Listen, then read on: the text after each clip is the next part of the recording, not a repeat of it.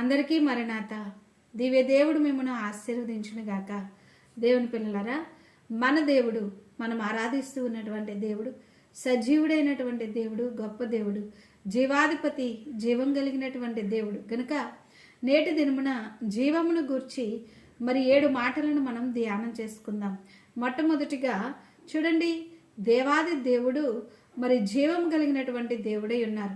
యోహాను సువార్త 5వ అధ్యాయం 26వ వచనంలో తండ్రి ఎలాగూ తనంతట తానే జీవము గలవాడై ఉన్నాడో, కుమారుడు తనంతట తానే జీవము గలవాడై ఉండుటకు ఆయన తనకు అధికారము అనుగ్రహించెను అని ప్రభువు దేవుని యొక్క వాక్యములో వ్రాయించి ఉన్నారు. కనుక దేవాది దేవుడు యేసుక్రీస్తు ప్రభులు వారు జీవం కలిగినటువంటి వారై ఉన్నారు.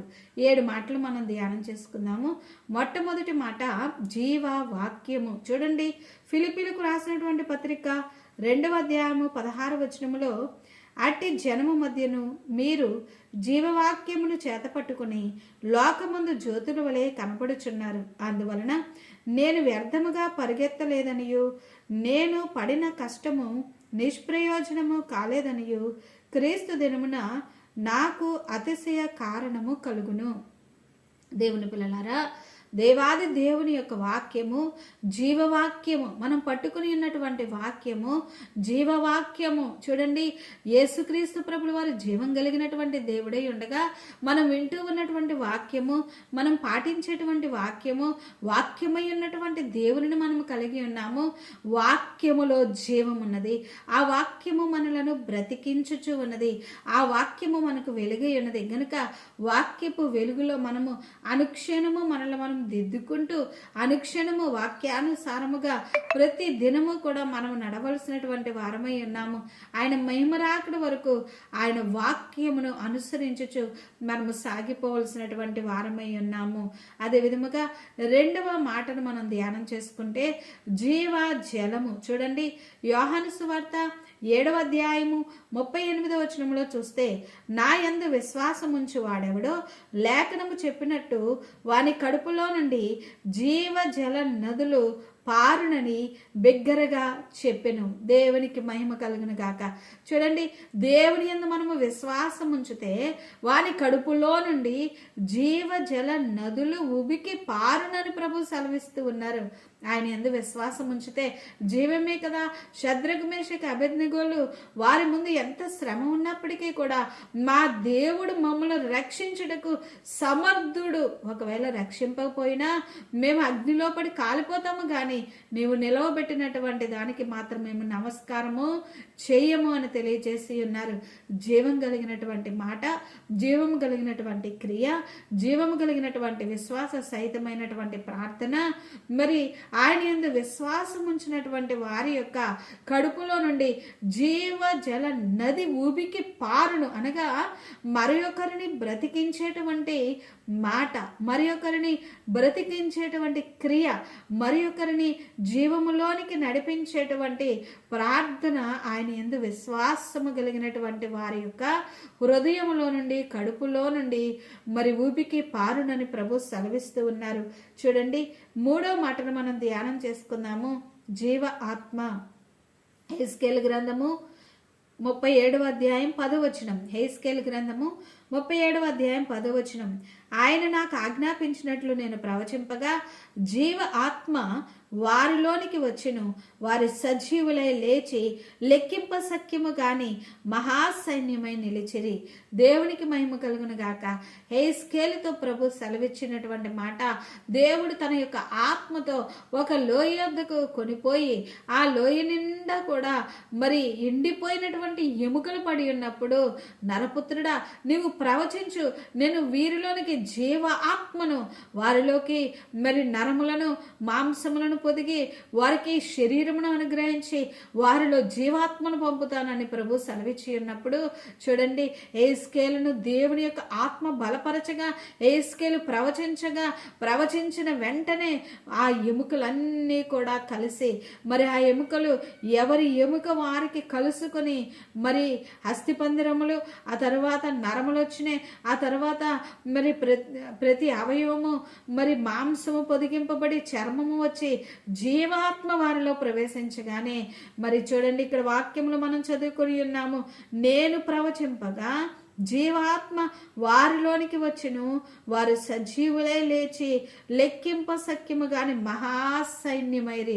చూడండి ఎంత గొప్ప కార్యము దేవుడు ఏస్కేలును నిలవబెట్టుకుని జరిగించి ఉన్నారు. ఎంత ఘనమైనటువంటి కార్యము. అలాగునే మనము విశ్వసించినప్పుడు, ప్రభు మాటకు సంపూర్ణముగా లోబడి ఉన్నప్పుడు, ప్రభువునకు విధేయులమై ఉన్నప్పుడు, విశ్వాసముతో ఆయన చెప్పిన పనిని మనం చేసినప్పుడు మనల్ని నిలవబెట్టుకుని దేవుడు గొప్ప కార్యము జరిగించే వారై ఉన్నారు. ఆయన జీవ ఆత్మ, ఆయన జీవం కలిగినటువంటి దేవుడు, ఆయన సజీవుడైనటువంటి దేవుడని మనం అనుక్షణము జ్ఞాపకం పెట్టుకునవలసిన వారమై ఉన్నాం.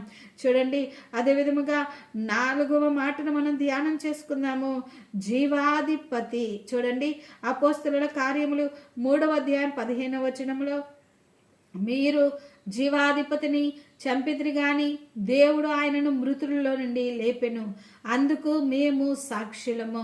చూడండి, మరి అపోస్తలుడైనటువంటి పౌలు గారు తెలియజేస్తూ ఉన్నారు, మీరు జీవాధిపతిని చంపితిరి కానీ దేవుడు ఆయనను మృతులలో నుండి లేపెను. చూడండి, ప్రభు అన్నారు, నా ప్రాణము ఇచ్చుటకు నాకు అధికారము కలదు, దానిని తిరిగి తీసుకొనుటకు కూడా నాకు అధికారము కలదు. చూడండి, యేసుక్రీస్తు ప్రభుడు వారి యొక్క మరణము విషయములో ఆయన తన ప్రాణము విడిచెను అని వ్రాయబడి ఉన్నది, ప్రాణము పోయెను అని వ్రాయబడలేదు. ప్రతి మానవుని విషయంలో కూడా ప్రాణము పోతుంది. ఇక ప్రాణం ఉందా, ప్రాణం లేదా అని అడిగినప్పుడు ప్రాణం పోయింది అంటారు. కానీ యేసుక్రీస్తు ప్రభుడు వారి యొక్క ప్రాణము పోలేదు, ఆయన ప్రాణమును విడిచిపెట్టారు. గనుక చూడండి, ఆయన జీవాధిపతి, ఆయన ప్రాణాన్ని విడవడానికి, ఆయన ప్రాణం పెట్టడానికి ఆయనకు అధికారం ఉంది. ఆయన మరలా దానిని తీసుకొనుటకు కూడా ఆయనకు అధికారం ఉన్నది. మన దేవుడు జీవం కలిగిన దేవుడు, జీవాధిపతి అయిన దేవుడు, మనల్ని బలపరిచేటువంటి దేవుడై ఉన్నారు. దేవునికి మహిమ కలుగును గాక. 5వదిగా మనం గమనించినటువంటి వారమైతే చూడండి, ప్రకటన గ్రంథము 20వ అధ్యాయము 15వ వచనం మనం చదువుకుందాం. ప్రకటన గ్రంథము మరి 20వ అధ్యాయము 15వ వచనము, ఎవని పేరైనను జీవ గ్రంథమందు వ్రాయబడినట్టు కనబడని ఎడల వాడు అగ్నిగుండములో పడవేయబడును. దేవునికి మహిమ కలుగును గాక. 6వ మాట జీవ గ్రంథము. చూడండి, ఎవని పేరైనను జీవ గ్రంథమందు వ్రాయబడినట్టు కనబడని ఎడల వాడు అగ్నిగుండములో పడవేయబడును. జీవ గ్రంథములో దేవుని యందు భయభక్తులతో ఉన్నటువంటి వారిని, మరి విశ్వసించినటువంటి వారిని, రక్షింపబడినటువంటి వారిని, నమ్మి బాప్తిస్మం పొందినటువంటి వారి విషయంలో జీవ గ్రంథములో వారి పేరు లిఖింపబడును. ఎవరి పేరు జీవ గ్రంథంలో అయితే లిఖింపబడలేదో వారు చూడండి, మరి అగ్నిగుండములో పడవేయబడుదురు అని వ్రాయబడి ఉన్నది. నమ్మి బాప్తిస్మం పొందిన వారు రక్షింపబడుదురు, నమ్మని వారికి శిక్ష విధింపబడును. గనుక రక్షింపబడినటువంటి మనము ధన్యులమై ఉన్నాము. మన యొక్క పేరు జీవ గ్రంథములో లిఖింపబడినట్లుగా దేవుని యొక్క వాక్యములో మనము చూస్తూ ఉన్నాం. చూడండి, మన పేరు జీవ గ్రంథంలో ఉన్నది కనుక మనము ప్రభువును స్తుతించవలసిన వారమై ఉన్నాం, ప్రభు నామమును ఘనపరచవలసిన వారమై ఉన్నాం.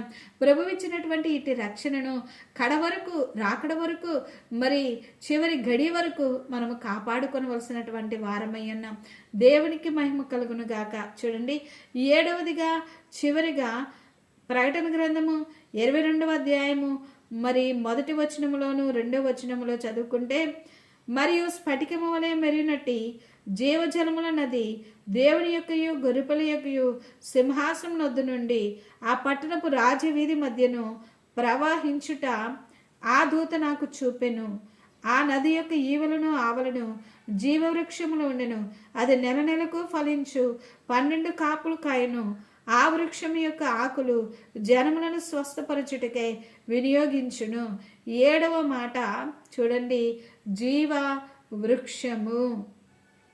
చూడండి, ఏదేను తోటలో జీవవృక్ష ఫలములు భుజింపకుండునట్లు మానవులు అతి ఆజ్ఞాతిక్రమము చేత ఆదాము అవ్వలు ఏదైనా తోటలో నుండి పంపివేయబడగా దేవాది దేవుడు ఆయనే మరలా మన యొద్దకు వచ్చి నరునిగా వచ్చి మనలను రక్షించి మనలను ఆయన యొద్దకు పరలోక రాజ్యములోనికి తీసుకుని వెళ్ళి జీవజలముల యొక్క నది యొక్క మరి ఆశీర్వాదమును అలాగునే జీవవృక్ష ఫలములను మనకు భుజింపనిత్తును అని సెలవిచ్చి ఉన్నారు. జయించువారు జీవవృక్ష ఫలములను భుజింతురు అని వ్రాయబడి ఉన్నది. కనుక చూడండి, దేవాది దేవుడు జీవమై ఉన్నారు. ఆయన యందు విశ్వాసం ఉంచువారు కూడా యుగయుగములు తరతరములు ఆయనతో కలిసి జీవించు వారై ఉన్నారు. కనుక ఇటు జీవాధిపతి అయినటువంటి దేవాది దేవుని ఆశ్రయించినటువంటి మనము ఎంతో ధన్యులమై ఉన్నాం. ఏ సమయంలో కూడా నిరాశపడవద్దు, దిగులు పడవద్దు, చింతించవద్దు, దుఃఖించవద్దు. కానీ ప్రభు వైపు చూస్తూ ప్రభు సన్నిధిలో సంతోషముతో సమాధానంతో మనం సాగిపోయినప్పుడు అన్ని పరిస్థితుల్లో నుండి విడిపింపగలిగినటువంటి సజీవుడైనటువంటి దేవుడై ఉన్నారు. చూడండి, మనం ఎన్ని మాటలు ధ్యానం చేసుకున్నాము? 7 మాటలు మనం ధ్యానం చేసుకున్నాము. మొదటి మాట జీవ వాక్యము, రెండవ మాట జీవ జలము, మూడవ మాట జీవ ఆత్మ, నాలుగవ మాట జీవ ఆహారము, ఐదవ మాట మరి జీవాధిపతి, ఆరవ మాట జీవ గ్రంథము, ఏడవ మాట జీవ వృక్షము. చూడండి, మనం గమనించినటువంటి వారమైతే దేవుని యొక్క మహిమ ఎల్లప్పుడూ కూడా మనకు తోడుగా ఉంటుంది. ఆయన జీవం కలిగినటువంటి దేవుడు కనుక ఏ సమయంలో దేవుని పిల్లలారా మీరు నిరాశపడవద్దు. మీ పరిస్థితులను బట్టి, మీ కుటుంబ పరిస్థితులను బట్టి, మీ ఒంటరితనమును బట్టి, మిమ్మల్ని నిందించుచున్న వారిని బట్టి, మిమ్మల్ని గాయపరుచుచు ఉన్నటువంటి వారిని బట్టి, మిమ్మల్ని హేళన చేర్చి ఉన్నటువంటి వారిని బట్టి, లోకములో మీరు ఎదుర్కొంటూ ఉన్నటువంటి శ్రమలను బట్టి, కష్టములను బట్టి దేవుని పిల్లలారా ఎంత మాత్రము కూడా నిరాశపడవద్దు. ఎవరు మన చేయి విడిచినా చేయి విడిచే దేవుడు కాదు. ఎవరు మరిచినా మరిచేటువంటి దేవుడు కాదు. ఎవరు తృణీకరించే దేవుడు కాదండి. ఎందుకనంటే మన దేవుడు సజీవుడైనటువంటి దేవుడు. ఆయన జీవాధిపతి, జీవం కలిగినటువంటి దేవుడు, మరి విడువని ఎడబాయినటువంటి దేవుడు. యోహాను గారితో పద్మాసు ద్వీపంలో ప్రభు సెలవిస్తూ ఉన్నటువంటి మాట ఏమిటి అంటే, భయపడొద్దు, నేను మొదటి వాడను కడపటి వాడను, మృతుడనైతిని కానీ ఇదిగో యుగయుగములో సజీవుడనై ఉన్నాను అని ప్రభు ఎంతగా బలపరిచి ఉన్నారో చూడండి. మనతో కూడా ప్రభు సెలవిస్తూ ఉన్నారు, నేను మృతుడనైన దేవుడను కాదు, సజీవుడనై ఉన్న దేవుడును అని ప్రభు సెలవిస్తూ ఉన్నారు. గనుక ఆయన సజీవుడు, ఆయన మనతో కూడా ఉన్న దేవుడు, మనల్ని నడిపిస్తూ ఉన్నటువంటి దేవుడు, మన చేయి పట్టుకున్నటువంటి దేవుడు, మనల్ని ఆదరించేటువంటి దేవుడు, మనల్ని బలపరిచేటువంటి దేవుడు, మనలను ఆయన మహిమ రాకడ కొరకు సిద్ధము చేసేటువంటి దేవుడు, మన కొరకు నివాసములను ఏర్పాటు చేసి ఉన్నటువంటి దేవుడు, మరలా వచ్చి మనల్ని తీసుకుని వెళ్ళేటువంటి దేవుడు యేసుక్రీస్తు ప్రభుల వారు ఏకైక రక్షకుడు. గనుక ఆయన వైపు చూస్తూ ఆయన రాకడ కొరకు సంతోషముతో సమాధానముతో ఎదురు చూద్దాం. అట్టి కృపా ధన్యత సార్వత్రిక క్రైస్తవ సంఘం అంతటికి ప్రభు అనుగ్రహించును గాక. ఆమేన్. చిన్న ప్రార్థన. పరిశుద్ధమైన తండ్రి, ఈ మాటలు విన్నటువంటి ప్రతి వారిని మీ యొక్క ఆదరణతో, దీవెనతో, కృపతో, బలముతో నింపి, నైనా ఆత్మీయ వరములతో నింపి ప్రభువా, నైనా ప్రతి శ్రమ నుండి విడిపించి రాకడకు సిద్ధం చేయండి. యేసయ్య నామములో వేడుకుంటున్నాము తండ్రి. ఆమేన్. అందరికీ మరణాత. దివ్య దేవుడు మిమ్మును ఆశీర్వదించునుగాక. శ్రేష్టమైనటువంటి దేవుని యొక్క వాక్యము గనుక మరి మీరు అనేక మందికి తెలియచేయండి, షేర్ చేయండి. మరి దేవుని యొక్క కృప మీకు, మీ కుటుంబములకు తోడేని నడిపించునుగాక. God bless you.